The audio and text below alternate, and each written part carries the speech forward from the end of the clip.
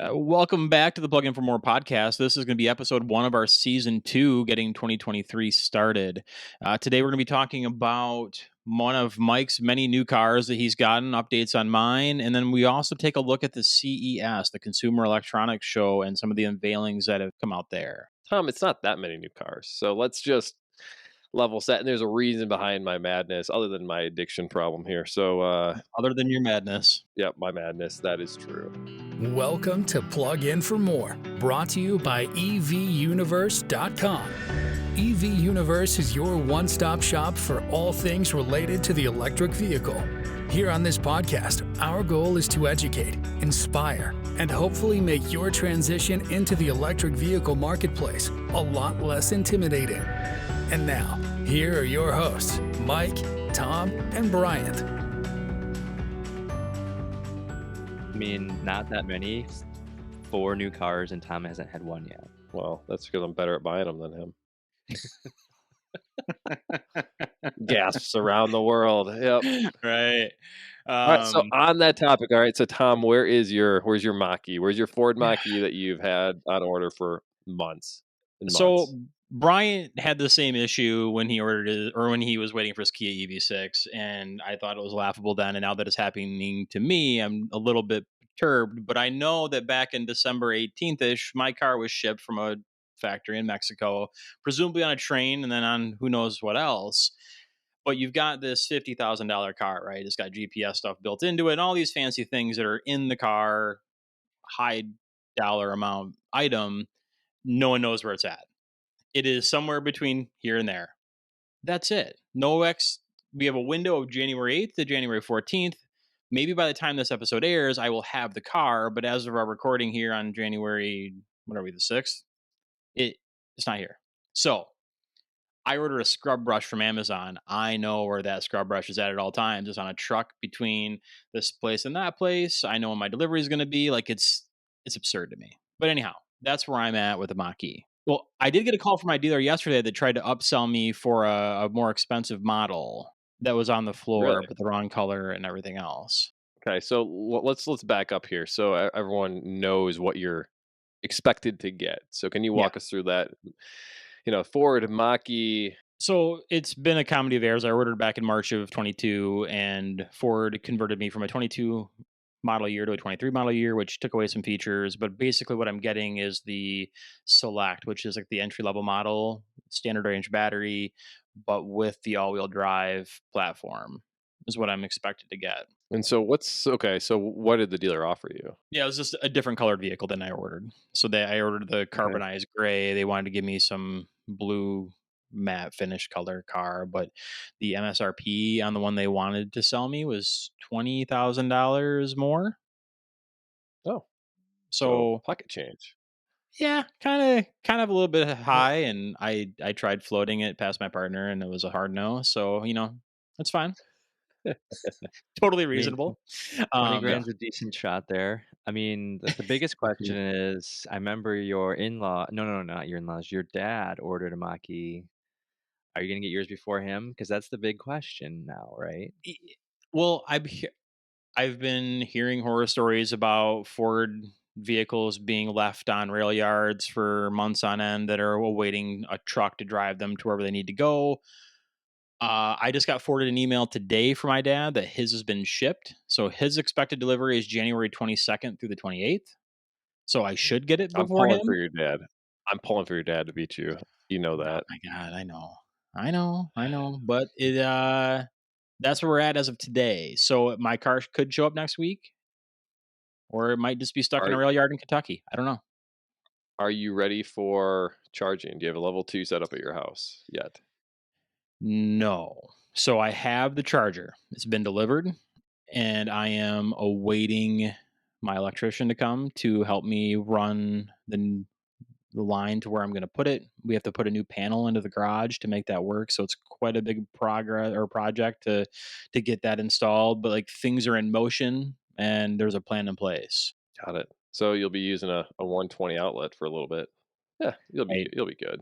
Or topping off at a fast charger somewhere. I do remember this happening with my V6, Tom, and you're right. You said, why don't they just throw an AirTag on it? yeah, so hopefully it's not in a train yard somewhere in New Mexico. Hopefully it's soon, but, if you do remember, my EV6 guy was calling me saying he's not there, and then he texted me a minute later that it actually showed up, so good luck. I don't know how they get away with it. Like, I understand, like, if they have the information, but they don't want to relinquish it because it gets annoying. Because you got guys like us that are like, "Hey, where's my car? Where's my car? Where's my car?" Like wanting like live tracking it going across the country. But like, it shouldn't be that hard. So, Brian, maybe you can shed some light on this, but my understanding, talking to the guys at Reliable Carriers, they've, extremely high end shipping for vehicles, and it's always covered trailers, and they do all the big car shows. And if you have multi-million-dollar cars, it's one of the people that you typically use. They have tracking for their vehicles, their trucks, and they know where they are, and they can spot at any point in time. They don't let the consumer know because, especially with those folks, they have multi millions in those trailers, and I can see why they don't want to just let a guy with a $50,000 car know where the $4 million Bugatti is. We don't want to have a Fast and the Furious type of scenario. Yeah, it's wise from an operational security standpoint for sure. Yes, Yeah. but and I'm assuming that most of these OEMs are using third party transport companies, not necessarily their own employees and that kind of thing. So that might be a nightmare. But Brian, do you have any other insights there? Yeah, I mean, you're right. Like the high-end transport companies do know where the cars are, but they don't let them know because they have, kind of collection points across the country where they, drop them off and they're in storage for a day or two or a week maybe, and then they're picked up. And so they don't want people to know kind of where the cars are. And you're right. I think the average reliable carrier, I was told, if you see one of their orange trucks on the road, has about $4 million in cars in it. So Hmm. just know there's some interesting stuff there. But I don't know why, to your point, the OEMs. It seems to me the OEMs don't actually know where their stuff is. It's not that they don't want to tell us.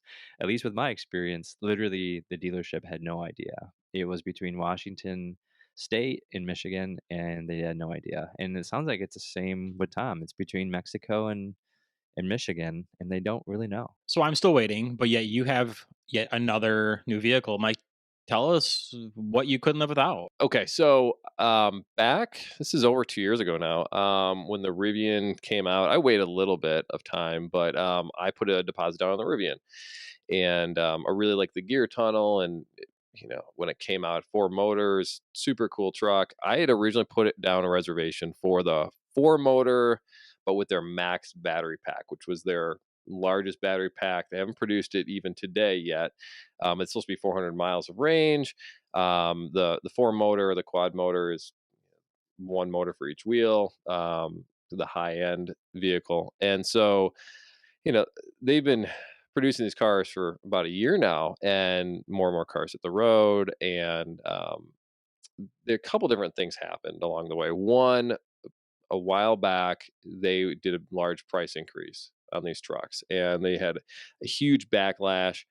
And I mean, it was not just a $1,500 increase; it was $10,000 to $20,000 for these trucks. And so the people who had already put reservations, they came back and said, "Hey, you guys can keep your pricing, and if you actually gave up your deposit because of this announcement, we'll honor that original price, and you just have to go back in and log your reservation and do some work there." Anyways, so long story short, I kept my original pricing, which was way back when. And just recently, I got an email saying, "Hey, they're not going to produce. Rivian's not going to produce the four motor with the largest battery pack, the max pack, and they'll give you some discounts." And to me, I really wanted the four motor, and I wanted the max battery pack. And so I had two options. One was to go down to a two motor and that max battery pack and take a little bit of a discount, and then wait another 6 to 9 months for the truck. Or I could get into a vehicle that was already produced, ready to go. They could ship it right to the closest service center. And I could go pick it up, and that would be about a week or so. So I opted to do that, and when I did that, the pricing was just over 70,000. And if I built that truck today, that would be 93.5 for the same truck. And Wow. so to me, yeah, massive price difference. versus what I had to pay versus what it's really worth. So I talked to my wife and said, hey, I think this is probably the way we want to go because we need more space. I really want this truck anyways. And she's like, well, if you don't like it, you could always sell it. And if you do like it, then gosh darn it, you got another car. And that, we'll deal with that if it comes to it. Um, and so I have the truck, and of course, it's awesome. I love it. It's fantastic. And we have done a review of a friend of mine who just had one, and that YouTube video will be out shortly. And we'll be doing more videos on my truck as well. But it's a beast of a truck. It's not the biggest, but the fit and finish is great. It's fast, and I couldn't be happier at this point. Is it still ugly though? No, it looks just like it does in pictures, and I think it's a beautiful truck.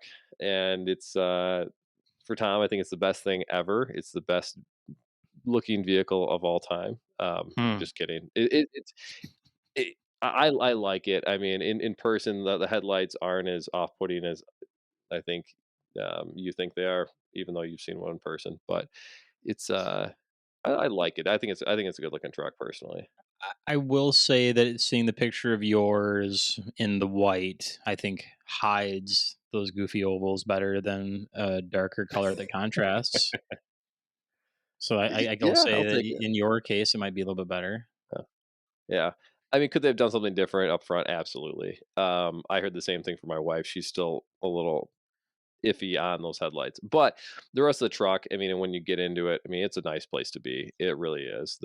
The quality of the materials is very high. It has all the luxury items you would think of. It's got heated Yeah. seats, cooled seats.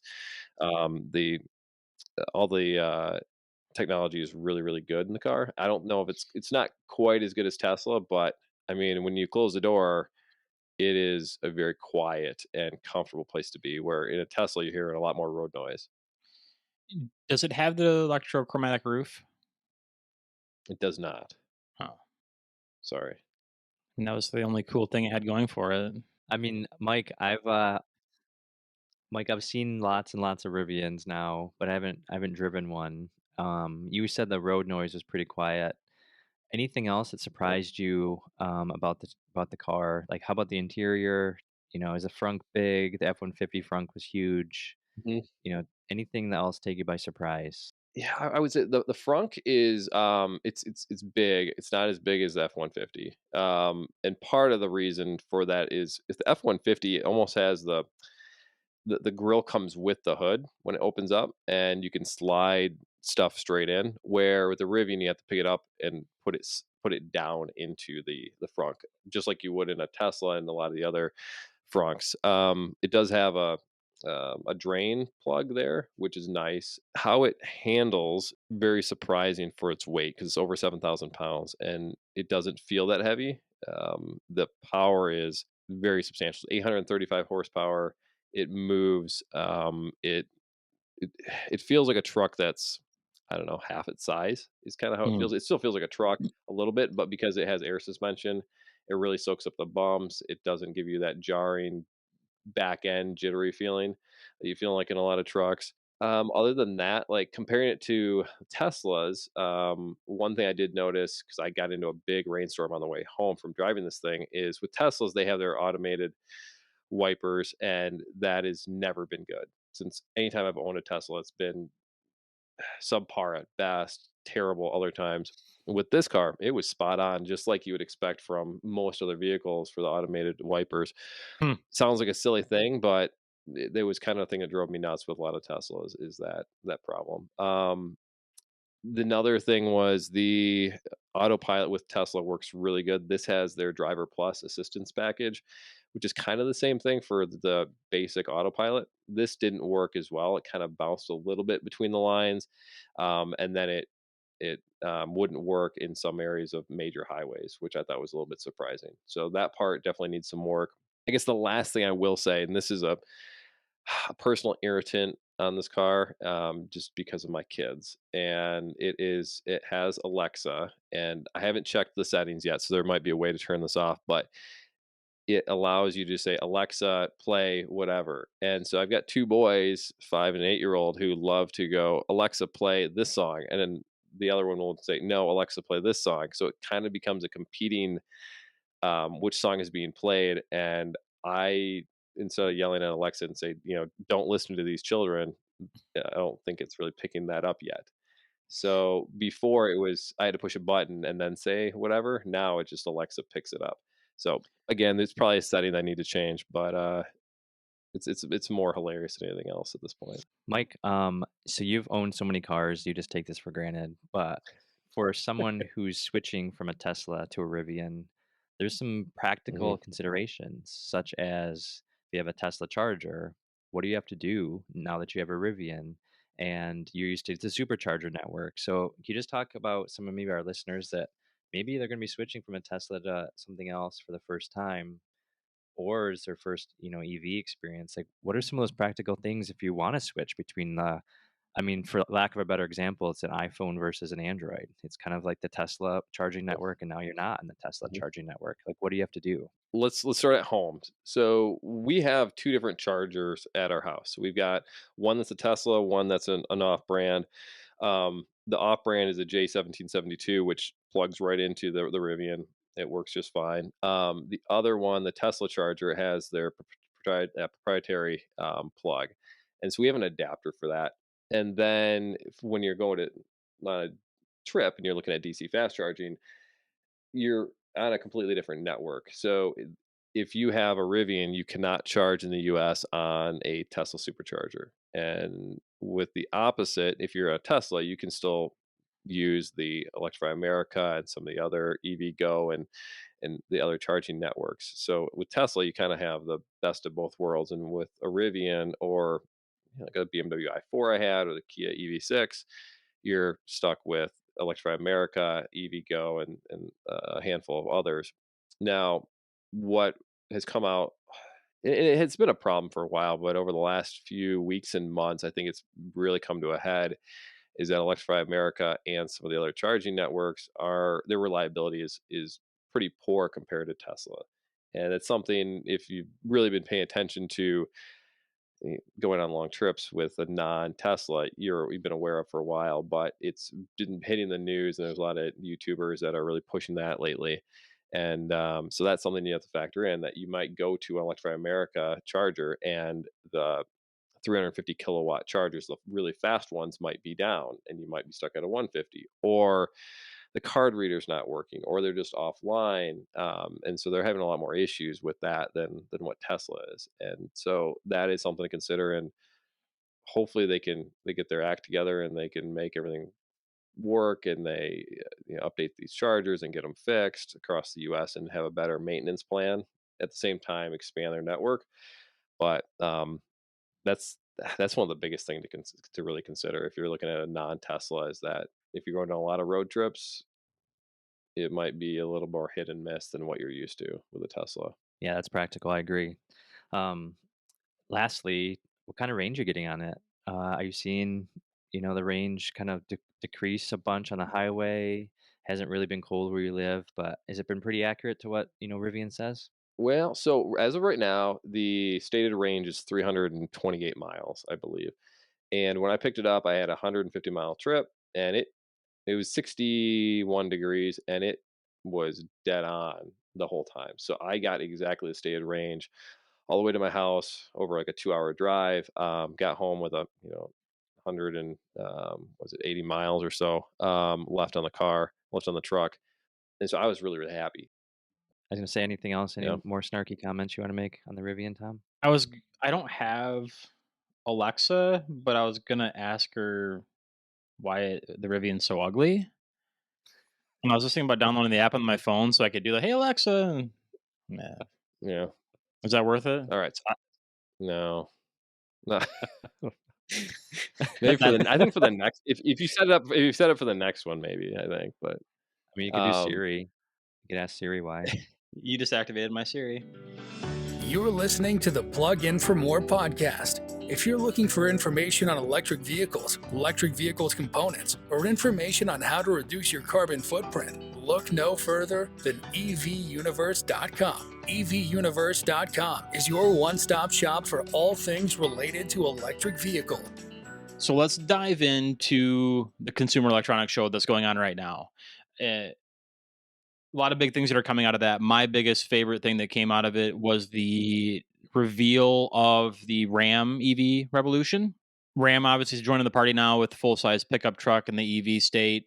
I am a huge fan of the brand. I currently own a Ram 1500. I love it, and I'm really excited to see what they come in the EV space. And personally, I think it's the best looking truck that I've seen so far. Admittedly, it's very concepty, but it's pretty cool. What did you guys think? I mean, I really liked how they had the suicide doors on it, but what I'm reading is that that is not gonna be a, that's concept only, and they're gonna have 4 normal doors on it, but, Oh, I mean, okay. 3 rows is pretty cool.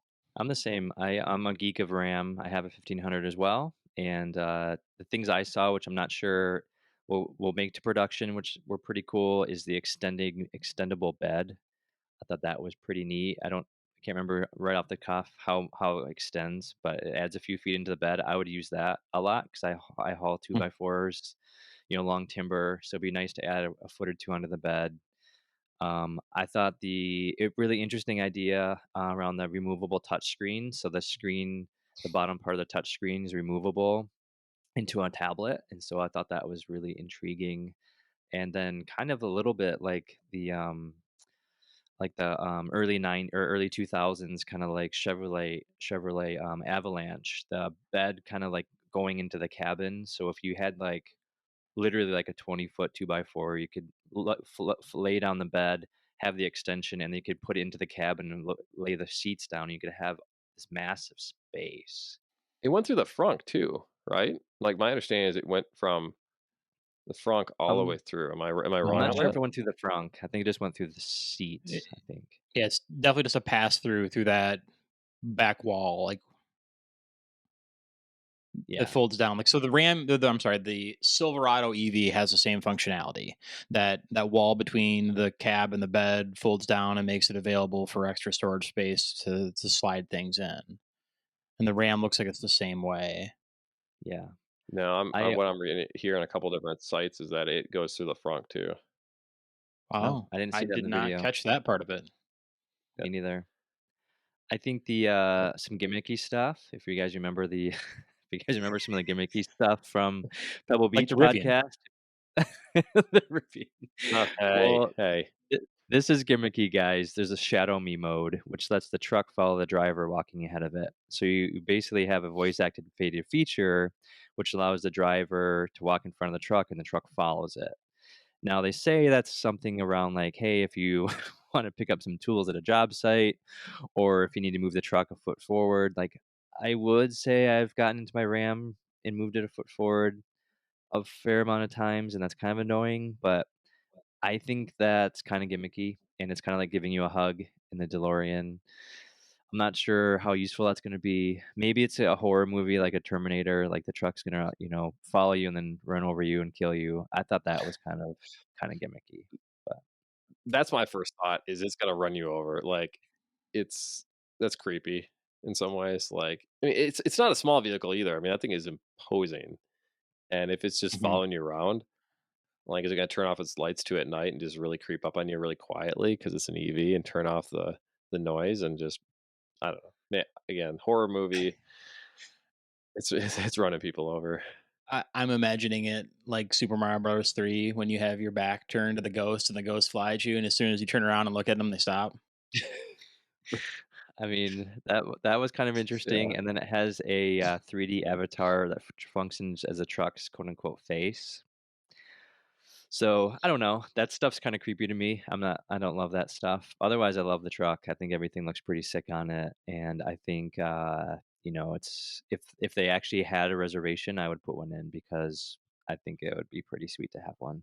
But it doesn't have any specifics. Doesn't have range. Doesn't have 0 to 60 times. It doesn't have towing.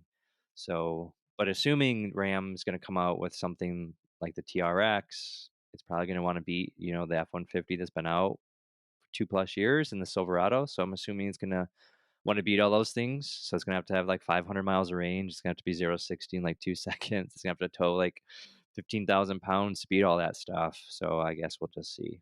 What do you guys think of the BMW prototype? The iVision D. Yes. I think it looks interesting. Interesting. That's a nice way to put it. It's very polarizing. I've seen a lot of people really like the look of it. I, I don't.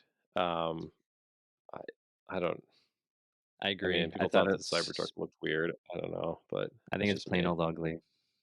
I don't like it. Yep. Hmm. It might grow on me though, because the new BMWs that have come out the last couple of years that have that huge front, I hated those, and now I wouldn't say I like them, but the buck teeth is growing on me a bit. Oh, you like buck teeth. We all know it. So we get it. And just because I like to be disagreeable, I'm going to say that I like it. Oh, well, of course you do. The Rivian's not good looking, but this thing is just beautiful, huh? I no, we'll probably edit this out, and I want to figure out the model, but it reminds me of like that grill reminds me of like the probably late 90s 3 series or maybe or later 80s 3 series Mm. where the brow of the hood overlaps the grill and it kind of like drops back down at an angle. So it kind of has that retro look to it. Which I totally get. And I like that look. What I don't get when I'm looking at the front of this thing, it has that on top, and then it's just this plain flat like thing. I don't like the bumper is just a everything is white and it's just Hmm. I mean I can draw that. And I can't even write my own name well. I mean that thing is just I don't know. All right, Tom. Well, that's in your favorite bucket. I think we need to get your eyes checked again, but that's okay. I mean, the last one is the Sony Honda Afeela. What did you guys think about this one? I don't like the name first of all, but It it's odd, but I think overall it looks cool and it reminds me of the Lucid, which we all know am in love with. So Mhm. I'm I'm a fan. I'm curious to see how that all comes together. I think there's a lot of good things that come from both Sony and Honda, and I'm excited for that progress. Yeah, I mean, it reminds me a little bit of the Ioniq 5 for some reason, mixed with a Mm, Lucid. yeah. mhm, That's yeah, kind of what I'm seeing. I'm not in love with the wheels, but I'm sure those will change. But they're gonna. yeah. It'll be interesting what that this is finally coming out. I could see the Lucid reference, Tom. I think it's definitely stole. I think that's a Lucid front and maybe a Ionic 5 back, kind of. Um, but I think the biggest thing is it's supposed to come with a PlayStation, so that'd be cool. I mean, Well, I mean, it'd probably be easier than getting a PlayStation 5 these days. So you could just Oh order one man. of those in 5 years, you'll get it. exactly. I mean, that's gimmick of all gimmicks, but anyway. So we're at a point here that we're going to end this episode now, but we're looking forward to our next episodes and what we have coming in 2023. In 2 weeks, we'll be back with a new episode, and we're going to be talking about buying a used electric vehicle and what you need to look for. Some of the issues that are going to be coming with that is a lot of dealerships may not have the education to the degree that you will as a consumer to buy the EV.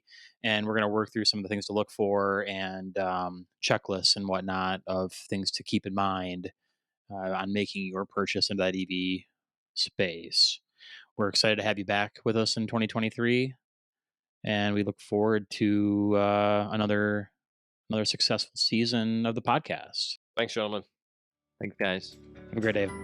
Thank you for listening to Plug In for More. Make sure you subscribe so you don't miss any future episodes. In the meantime, check out the one-stop EV marketplace, evuniverse.com. Until next time.